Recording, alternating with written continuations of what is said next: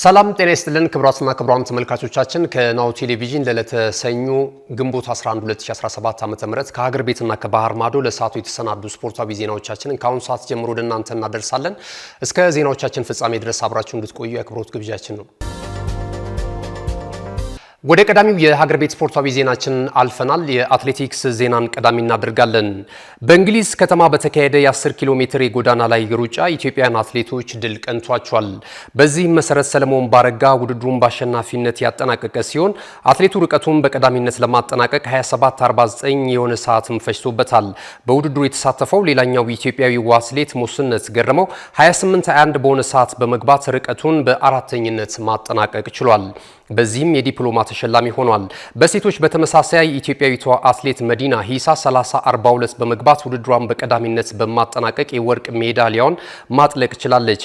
ሌላኛዋ ኢትዮጵያዊት አትሌት ጎይቲቶም ገብረስላሴ ደግሞ 31:11 በሆነ ሰዓት በመግባት በሶስተኝነት ውድድሯን በማጠናቀቅ የናስ ሜዳሊያ ተሸላሚ ሆናለች። ወደ ቴኒስ ስፖርት አልፈናል። በትግራይ ክልል ያለውን የቴኒስ ስፖርት እንቅስቃሴ ለማሳደግ ከፍተኛ ጥረት እያደረገ እንዳለ የትግራይ ክልል የቴኒስ ስፖርት ፌዴሬሽን ፕሬዝዳንት ከናሁ ስፖርት ጋር በነበራቸው ቆይታ ሀሳባቸውን በሚከተለው መልኩ ገልጿል። ሀሳባቸውን ተከታትለን እንመለስ። ውድድሩ በጣም ቀላል የሚባል አይደለም። አስብ እንግዲህ ከዓለማችን ክፍሎች ወደ 23 አካባቢ አሜሪካ፣ ካናዳ፣ ዩሮፕ እና ፈረንሳይ እና ጣሊያን ቅድም ውድድሩ ሲካሄድ አይተዋል እና እንደዚህ መጥተው በኢትዮጵያ እንደዚህ ውድድር ማካሄድ ማለት መቻል አስበው ምን ያህል ቀላል ሊሆን እንደማይችልና የቴኒስ ፌዴሬሽኑ ጥንካሬ የሚያሳይ ነው። በዛ ላይ ምንድነው ያሉትን ወጣቶቻችን አውሮ ተጫዋቾቻችን እንትን ሲሉ ምንድነው ሪፈር የሚያደርጉት ወይ ደግሞ የሆነ የሚገነዘቡት ነገር አለ።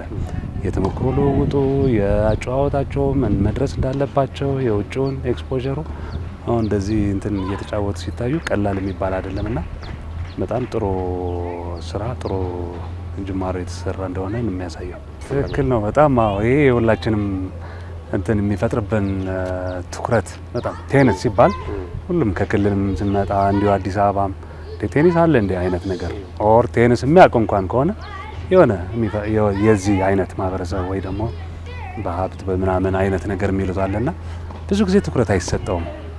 ተጫዋቾቻችን ደግሞ ስታያቸው እንዲሁ በፕሮጀክት ተይዞ ምናምን ሳይሆን እንዲሁ ካለው ፍቅር አንዴ ከተነካካ ደግሞ የቴኒስ ከሌሎች ስፖርት ለየት የሚያደርገው ፍቅሩ ኃይለኛ ነውና በዛ ተነካክቶ የሚያድጉ ናቸው። ግን ሁሌ ትኩረት ከሌለው የሆነ መዳረሻ የመጨረሻ የት ነው የሚል ነገር ተጫዋቾቹም የላቸውም። እንዲሁ ለፍቅር ብቻ እየተጫወት የትም አያዛልቅም፣ የትም ደግሞ አያደርስም። ልክ የዚህ አይነት ነገር ሲመጣ ግን በዚህ እድሜ ኢማጂን እንግዲህ አንደር ኤጅ ናቸው እነዚህ የምታያቸው ከአውሮፓ ከአሜሪካ መጥተው እንደዚህ ሲጫወቱ እንዴ ለካ እንትን መፍጠር እችላለሁ፣ ለካ እኔም ከበረታሁ መሄድ እችላለሁ፣ ለካ እኔም ከጠነከርኩ እንደዚህ መጫወት ማግኘት እችላለሁ የሚለውን ነገር በጣም ነው አይን የሚገልጸውና በጣም ጥሩ ጅማሮ እንትን የተደረገው። ስለዚህ ለወጣቶቻችን በጣም አሪፍ መንገድ የሚከፍት ነው። በዚሁም ያው እግረ መንገድ በሚዲያም ሽፋን ደግሞ በጣም እንትን ቢሰጠው ይበልጥ እንትን እያልን እንሄዳለን ነው። ምንድነው የሆነ አንድ ነገር ሲፈጠር ኦር የሆነ ነገር እንትን ሲል ከዛ ጋር የተያይዞ የሚመጡ ነገሮች ብዙ ነገሮች አሉ። እንደ ትራውማ የምትለው አንዳንድ እንትኖች ጥሩ ያልሆነ ነገር ሊመጡ የሚችሉ የዚህ ትራውማ ሂል ኦር ከጭንቀት ከመጨናነቅ ከምን ጋር የሚያወጣ አንደኛውና ዋና መሰረት ተብሎ ከሚጠቀሱ ስፖርት ነው። ስፖርት ደግሞ ያው ቅድም ለመግለጽ እንደሞከርከው አድዋ ጋር የተደረገ የሩጫ ውድድር አለ። እንደዚሁም ፕሪሚየር ሊግ መግባታቸውም አንድ ነገር ነው። ስለዚህ ዋናው ስፖርት ነውና ስፖርት ለዚህ ነው ይበልጥ እንትን የምንላቸው። ስለዚህ ማዳኛ አይነት ሊሆን የሚችል እንደሆነ ነውና አሁን እኛም ለዚሁ ነው በአጋጣሚ ጉባኤ ነበረ የኢትዮጵያ የቴኒስ ፌዴሬሽን ጉባኤም ስለነበረ አዲስ ተመራጮችም እንዲመረጡ እንትን ነበር። ለዚህ ነበር የመጣ ነው። መተንም ይሄን እንቅስቃሴ በመታየቱ በመጀመሩ በጣም ብዙ ነገር በቃ ደስ እንዳለ የሁላችንም ስሜት ነውና ትክክል ነው። ስፔሻሊ ለኛ በተለይ ትግራዮች እንደ እንትን ትንሽ ማነቃቂያ እንዲሆነን የተደረገ ነውና ከዚህ ቀስመን የምንሄደው ኮንታክትን ፈጥረን የምንሄደው ቀላል ነገር አይደለም። ሚኒማም የኳስ የማቴሪያል ምናምን እንኳን እገዛ ሲኖር ሜዳ መኖር ራሱ አይታወቅም አንዳንዴ እንዳልከውና ይሄ አቴንሽን በደንብ የሚቀየር ወይ አመለካከትን ወደዛ የሚስብ አይነት ስለሆነ ዋናው የትራውማ ማዳኛው አንዱ ስፖርት ስለሆነ በጣም በትክክለኛ ሰዓትና ጥሩ ጥሩ ጅማሮ እየተጀመረ ያለ ነው። ካሽጎ በየትኛውም ዓለም ሆነው በማንኛውም ሰዓት ለወገኑ የሚደርሱበት ፈጣን የገንዘብ መላኪያ ተከፈተሎ። ማስተርና ቪዛ ካርዶን በመጠቀም ከ5 እስከ 20 ዶላር የሚልኩበት አዲስ የገንዘብ መላኪያ መንገድ። ካሽጎን ለየት የሚያደርገው የትኛውም የገንዘብ ዝውውር በፍጥነት አገልግሎት ከመስጠቱም ባሻገር ለማንኛውም አገልግሎት ምንም አይነት ክፍያ አለመጠየቁ ነው። በሀገራችን ታሪክ ገንዘብን ከውጪ ወደ ሀገር ቤት በማስተላለፍ በመተግበሪያ መልክ አገልግሎት መስጠት የጀመረው የመጀመሪያው ሀገር በቀል የገንዘብ መላኪያ ዘዴ ካሽጎ ከ4500 በላይ ባሉ የባንክ ቅርንጫፎች አገልግሎት እየሰጠ ይገኛል። ገንዘቦን በሰኮንዶች ልዩነት ውስጥ ይፈልጉ በአካውንቶ ወይንም በእጆ ቆጥረው የሚወስዱበት ልዩ ዘዴ። በቅርቡ ሁሉንም ኢትዮጵያዊ ባለቤት ለማድረግ ጉዞ የጀመረው ካሽጎ ዛሬውኑ መተግበሪያውን በስልኮ ላይ በመጫን የአገልግሎቱ ተጠቃሚ ሆኑ። ፍጥነት መለያችን፣ ኢትዮጵያን መክፈቻችን፣ ካሽጎ ነው መላኪያችን። ካሽጎ የአዲሱ ትውልድ ብራንድ። ተመልካቾቻችን ከናሁ ቴሌቪዥን ስፖርታዊ ዜናዎቻችን እንደቀጠሉ ናቸው። ቀደም ሲል የሀገር ቤት ስፖርታዊ ዜናዎችን ወደ እናንተ አደረስን። ከዚህ ሰዓት ጀምረን ደግሞ ከባህር ማዶ የተገኙ ስፖርታዊ ዜናዎችን ወደ እናንተ እናደርሳለን። የእንግሊዝ ፕሪሚየር ሊግን ቀዳሚ እናደርጋለን። የተወዳጁ የእንግሊዝ ፕሪሚየር ሊግ የ2024-25 የውድድር ዘመን የመጨረሻው ሳምንት መርሃ ግብር ሊከናወን የአንድ ሳምንት ዕድሜ ብቻ ቀርቶታል። አስቀድሞ ሻምፒዮናውን ክለብ ሊቨርፑልን ያደረገው የእንግሊዝ ፕሪሚየር ሊግ ዛሬ ምሽት የ37ኛ ሳምንት መርሃ ግብር ቀሪ አንድ ጨዋታ ቀጥሎ የሚከናወን ይሆናል። በዚህም መሰረት ሻምፒዮናው ክለብ ሊቨርፑል ከሜዳው ውጪ በማቅናት በአሜክስ ስቴዲየም ብራይተንን የሚያስተናግድበት ጨዋታ ይጠበቃል። በዚህ ጨዋታ ላይ ሻምፒዮናው ክለብ ሊቨርፑል ለማሊያ ክብል ጨዋታውን የሚያደርግ ሲሆን ባለሜዳው ክለብ ደግሞ ብራይተን ቢያንስ የኮንፈረንስ ሊግ የተሳትፎውን ስፍራ ይዞ ለማጠናቀቅ በዚህ ጨዋታ ላይ ከፍተኛ ፍልሚያ ያደርጋል ተብሎ ይጠበቃል። በነገው ዕለትም ጨዋታዎች ቀጥለው ሲከናወኑ ማንቸስተር ሲቲ ከበርንማውዝ የሚያደርጉት ጨዋታ በኢታድ የሚከናወን ይሆናል።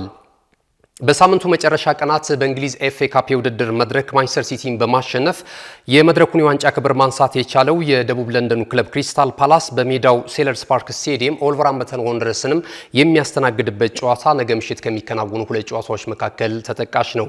የእንግሊዝ ፕሪሚየር ሊግን ሊቨርፑል በ83 ነጥብ አስቀድሞ ሻምፒዮና መሆኑን ማረጋገጡ የሚታወስ ነው።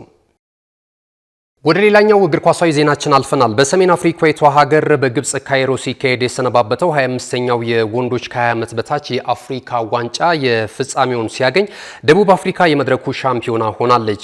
የ12 ሀገራት ብሔራዊ ቡድኖች በተሳተፉበት በዚህ የወጣቶች የውድድር መድረክ ላይ ደቡብ አፍሪካና ሞሮኮ ለፍጻሜ የዋንጫው ሽሚያ ደርሰው የነበረ ሲሆን በውጤቱም ደቡብ አፍሪካ 1-0 በሆነ ውጤት በማሸነፍ በታሪኳ ለመጀመሪያ ጊዜ ከ20 ዓመት በታች የአፍሪካ ዋንጫ የውድድር መድረክ ሻምፒዮና መሆኗን አረጋግጣለች።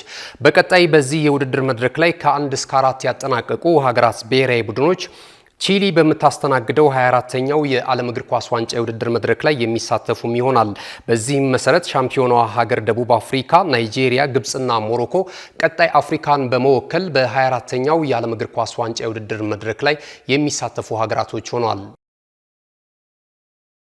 ዜናዎቻችን ቀጥሏል። በስተመጨረሻም ከባህር ማዶ የተለያዩ ያገኘናቸውን ዝውውርን መሰረት ያደረጉ መረጃዎችን ደግሞ እንደሚከተለው አዘጋጅተናቸዋል። ተከታትለን እንመለስ። የመድፈኞቹ የኋላ መስመር ተጫዋች ዩሪያን ቲምበር የቀዶ ጥገና ለማድረግ ስለመወሰኑ ተነገረ። የ23 ዓመቱ ተጫዋች ሊጠናቀቅ ከጫፍ በደረሰው የውድድር ዓመት በሁሉም የውድድር አይነቶች ለክለቡ አርሰናል 48 ጨዋታዎችን በቋሚነትና ተቀይሮ በመግባት መጫወት ቢችልም ከረጅም ጊዜያት በፊት በግራ እግሩ ላይ ገጥሞት የነበረው ጉዳት ያለውን አቅም አውጥቶ ለመጠቀም እንዳላስቻለው በተደጋጋሚ ሲነገር እንደነበር ይታወሳል። ይሁንና አሁን ላይ የውድድር ዓመቱ ሊጠናቀቅ ከጫፍ መድረሱን ተከትሎ የክለቡ የሕክምና ቡድን አባላት ተጫዋቹ የቀዶ ጥገና ማድረግ እንዳለበት መወሰናቸውን ተከትሎ ከቀናቶች በኋላ ቲምበር ቀዶ ጥገናውን ያደርጋል ተብሏል። ተጫዋቹ ሕክምናውን ማድረጉ ደግሞ በመጪው አዲሱ የውድድር ዘመን ተጫዋቹ በሙሉ አቅሙና ጤንነቱ ለክለቡ አስተማማኝ ግልጋሎት እንዲሰጥ ያስችሏል ተብሏል። ከታላላቆቹ አምስቱ የአውሮፓ ሊጎች መካከል በብቸኝነት እስካሁን የሊጉን ሻምፒዮና ክለብ ያለማሳወቁን ተከትሎ የበርካታ የእግር ኳሱን አፍቃሪያን ቀልብ የሳበው የጣሊያን ሴሪያ ከቀናቶች በኋላ በመጨረሻው ሳምንት መርሃ ግብር በሚደረጉ ወሳኝ ጨዋታዎች ላይ ሻምፒዮናውን ክለብ ይለያል ተብሎ ይጠበቃል። የሊጉን የዋንጫ ክብር ባለቤት ክለቡን የሚለየው የጨዋታ መርሃ ግብር ቀንና ሰዓት አስቀድሞ በዕለተ እሁድ ቀን 10 ሰዓት ላይ እንደሚደረግ ይፋ ተደርጎ የነበረ ቢሆንም አሁን ላይ እየወጡ ባሉ መረጃዎች በሁለት ቀናቶች አጥሮ የፊታችን አርብ ምሽት የሊጉን የደረጃ ሰንጠረዥ እየመሩ የሚገኙት ናፖሊና ኢንተር ሚላን ከሁለቱ አንዳቸው የስኩዴቶውን የዋንጫ ክብር የግላቸው ለማድረግ ተጋጣሚዎቻቸውን የሚያስተናግዱ ይሆናል። የ2024-25 የውድድር ዘመን የተወዳጁ የእንግሊዝ ፕሪሚየር ሊግ ሻምፒዮናው ክለብ ሊቨርፑሎች አዲስ ተጫዋች የግላቸው ለማድረግ መቃረባቸው ተዘገበ።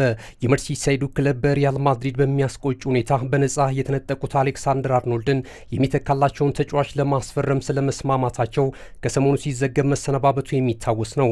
ይሁንና ቀዮቹ አሁን ላይ እየወጡ ባሉ መረጃዎች ተጫዋቹ ጄሬሚ ፍሪምፖንግን ክለቡን ለመቀላቀል የመጨረሻ ምርመራ በማድረግ ላይ እንደሚገኝ ይፋ ተደርጓል። ሊቨርፑል የ24 ዓመቱን የቀኝ መስመር ተጫዋች ለማስፈረም ለክለቡ ባለቤት ባየር ሊቨርኩሰን 35 ሚሊዮን ፓውንድ ይከፍላል ተብሏል። የሊዮኑን የአማካኝ ስፍራ ተጫዋች ሪያን ቼርኪን ለማስፈረም ፉክክሩ ቀጥሏል። ፈረንሳዊ የ21 ዓመቱ የአማካኝ ስፍራ ተጫዋች ወደ ክለባቸው ለማስፈረም በርካታ ታላላቅ ክለቦች ከፍተኛ ፉክክርን በማድረግ ላይ ይገኛሉ።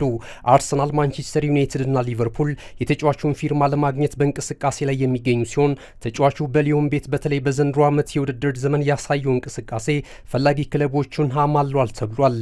ወጣቱ አማካኝ በዘንድሮ ዓመት በሊጉ ብቻ 19 ጎሎች ላይ ቀጥተኛ ተሳትፎ በማድረግ አቅሙን ማሳየት ችሏል። ቀጣይ ማረፊያው ደግሞ የእንግሊዝ ፕሪሚየር ሊግ እንዲሆን ከፍተኛ ፍላጎት አለው ተብሏል።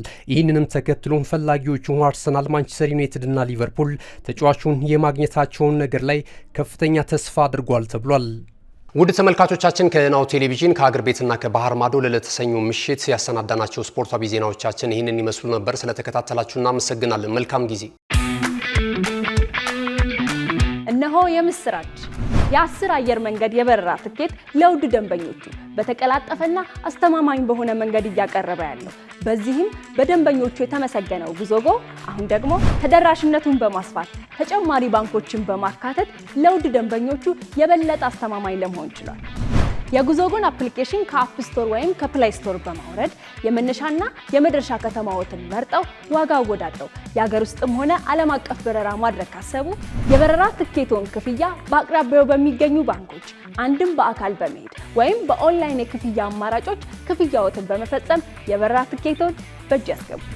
ከዚህም በተጨማሪ እንደ ሁል ጊዜው ወደ ጉዞጎ የጥሪ ማዕከላችን 7473 በመደወል ከሙሉ የበረራ መረጃ ጋር የ24 ሰዓት የትኬት አገልግሎት ማግኘት እንደሚችሉ ስናበስሮ በታላቅ ደስታ ነው።